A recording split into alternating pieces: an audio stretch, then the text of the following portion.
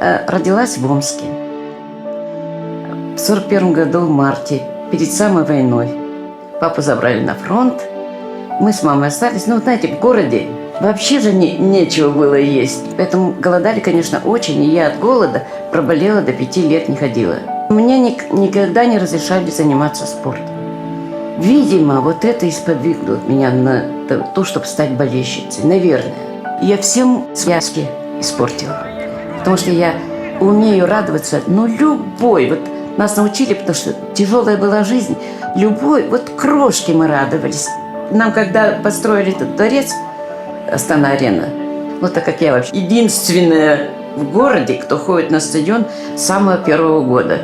У меня своя атмосфера. Я сижу, это единение с командой. Они и так, как моя семья, как дети мне все. Очень не нравится мне, когда игра идет и начинает уходить толпами. До конца надо быть со своей командой.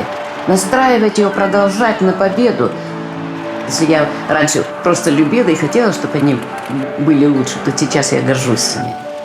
Потому что для Казахстана это класс, конечно. В Европе, по идее, только наш Казахстан только по Астане, я знаю. Вокруг, мне кажется, все радуются вокруг меня.